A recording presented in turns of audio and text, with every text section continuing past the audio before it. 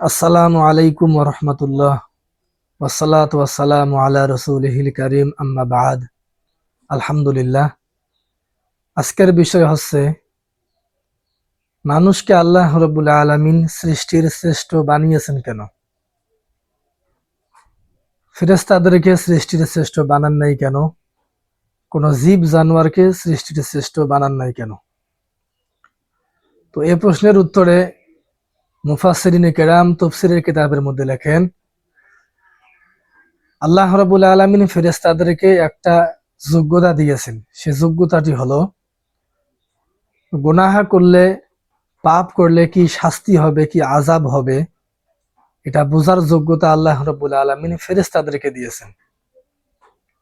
আর গুনাহ করলে যে কি মজা, গুনাহ করলে যে কি আনন্দ পাওয়া যায়, এটা বোঝার যোগ্যতা আল্লাহ রাব্বুল আলামিন ফেরেশতাদেরকে দেন নাই।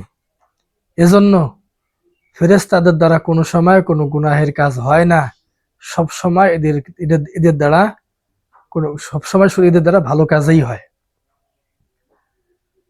আর জীব জানোয়ারকে আল্লাহ রাব্বুল আলামিন একটা যোগ্যতা দিয়েছেন, সেটি হলো গুনাহ করলে, পাপ করলে কি আনন্দ পাওয়া যায়, কি মজা পাওয়া যায়, এটা বোঝার যোগ্যতা আল্লাহ রাব্বুল আলামিন জীব জানোয়ারকে দিয়েছেন।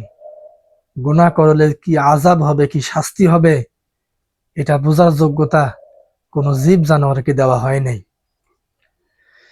তাহলে ফেরেশতাদের মধ্যে একটা যোগ্যতা, জীব জানোয়ারের মধ্যে একটা যোগ্যতা। ফেরেশতাদেরকে যে যোগ্যতা দেওয়া হয়েছে, সে যোগ্যতা জীব জানোয়ারকে দেওয়া হয় নাই।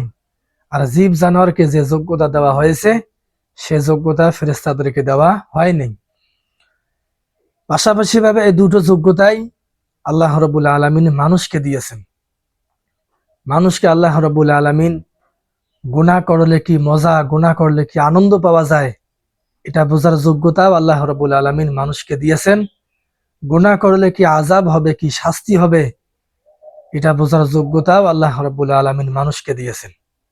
তাহলে বোঝা গেল যোগ্যতার বিচারে মানুষ সৃষ্টির শ্রেষ্ঠ। ফেরেশতাদের মধ্যে একটা যোগ্যতা, জীব জানোয়ারের মধ্যে একটা যোগ্যতা, আর মানুষের মধ্যে হলো দুইটা যোগ্যতা। এই যোগ্যতার বিচারে মানুষ সৃষ্টির শ্রেষ্ঠ। মানুষ সৃষ্টির শ্রেষ্ঠ আরেক দিয়ে আমরা বুঝতে পারি।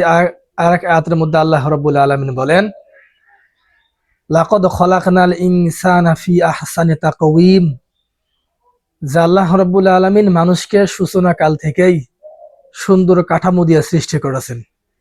তাহলে সৌন্দর্যের বিচারেও মানুষ সৃষ্টির শ্রেষ্ঠ। মানুষ যোগ্যতার বিচারেও মানুষ সৃষ্টির শ্রেষ্ঠ, এবং সুন্দর কাঠামোর দিক দিয়েও, সৌন্দর্যের বিচারেও মানুষ সৃষ্টির শ্রেষ্ঠ। এখন প্রশ্ন হলো, মানুষকে আল্লাহ রাব্বুল আলামিন দুটো যোগ্যতা দিলেন কেন? মানুষকে আল্লাহ রাব্বুল আলামিন এই দুটো যোগ্যতা দিলেন কেন? এই প্রশ্নের উত্তর সামনের ভিডিও আসতেছে। ততক্ষণ পর্যন্ত সাথে থাকুন, সঙ্গে থাকুন। আসসালামু আলাইকুম ওয়া রাহমাতুল্লাহ।